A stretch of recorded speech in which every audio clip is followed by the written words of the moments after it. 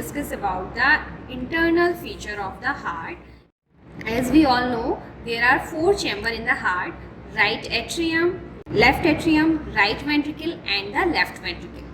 So first discussed about the right atrium of the heart.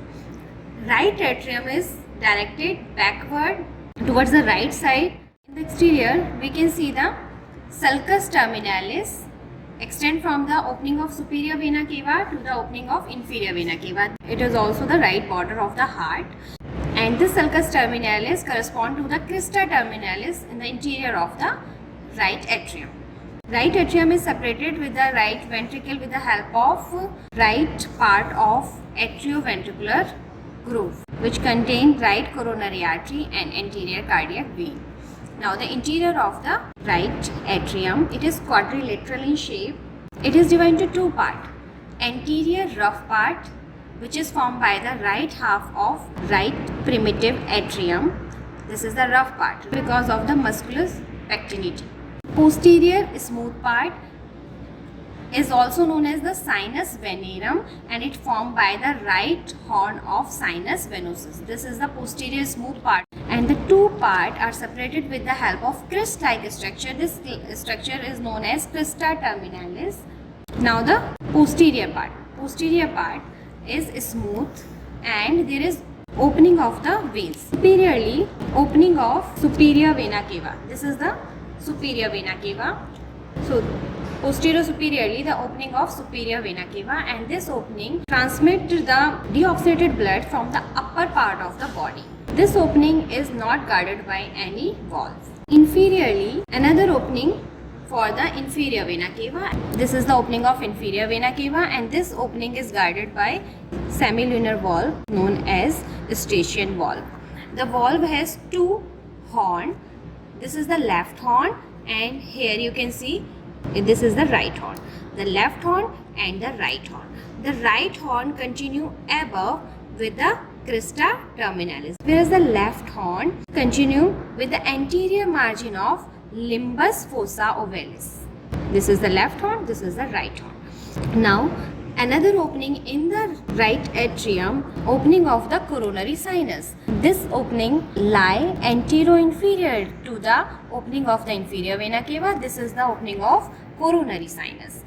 This opening is also guarded by a semilunar valve. This valve is known as Thebetian valve. So these are the three openings: opening of superior vena cava, opening of inferior vena cava, and opening of the coronary sinus.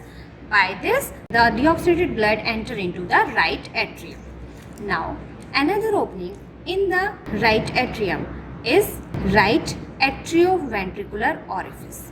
This is known as the tricuspid valve complex, and from this opening, the deoxygenated blood from the right atrium enter into the right ventricle. This right atrioventricular orifice is almost vertical. The flow of the blood is horizontal. The blood passes from the right atrium into the right ventricle. In the right atrioventricular orifice, there are three cusps. This is the anterior cusp, which is attached to the sternocostal surface. This is the posterior cusp, and this is the septal cusp. So in the tricuspid valve, there are three cusps: anterior, posterior, and the septal cusp. The anterior cusp is largest and septal cusp is smallest. Now, features present on the septal wall. This wall is the septal wall. It is formed by the interatrial septum, a septum which is placed obliquely between the right atrium and the left atrium. Now the features present on the septal wall. This wall is septal wall. Here we can see the impression. This is the impression. Oval impression is present on the septal wall inferiorly. This oval impression is known as fossa ovalis. This fossa ovalis is formed by the septum primum. Margin of the fossa ovalis. The margin of the fossa ovalis emitted by the limbus fossa ovalis anteriorly in the upper part and the posteriorly. So this elevated margin are known as limbus fossa ovalis, and this limbus fossa ovalis is formed by the septum secundum. So this is the fossa ovalis and this is the limbus fossa ovalis, anteriorly, above and posteriorly. Sometimes a valvular opening is present in the upper part of the fossa ovalis underneath the limbus fossa ovalis. From the right atrium, this opening exits into the left atrium. So if the opening is present, the opening is known as patent foramen ovale, also known as propatency of foramen ovale, and it is normally present in 25% of human being. Now, above to the limbus fossa ovalis, there is elevated rounded structure is present. This elevated part is known as torus eroticus. This elevation is produced in the posterior superior part of the septal wall because of the presence of right posterior coronary sinus, also known as non-coronary sinus of ascending aorta. So this is known as torus eroticus.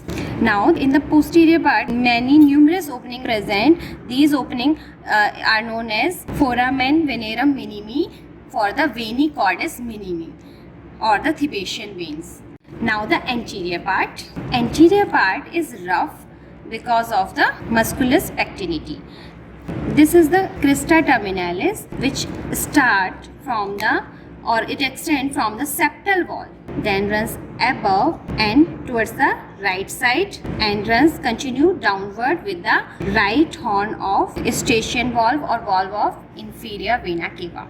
From the crista terminalis, ridge-like structure extend forward towards the left side, and these ridge-like structure are known as musculus pectinity, that make the anterior part of the right atrium rough. Now another structure in the right atrium is right auricle. This appendage is known as right auricle, and in the right auricle there is numerous musculus pectinity present that makes the right auricle more rough. The interior of right auricle is rough and it is the potential site of thrombi formation. If the thrombus dislodged, that cause pulmonary embolism. Now a triangle is present above in front of the opening of the coronary sinus. This triangle is known as triangle of Koch, and this triangle is formed by the anterior boundary is formed by the septal leaflet, posterior inferiorly by the opening of coronary sinus, and above by a tendon. This structure, this is known as tendon of Todaro. This extends from the left horn of inferior vena cava towards the septal wall. This is known as tendon of Todaro. And this triangle is known as triangle of Koch, and this triangle of Koch contain AV node.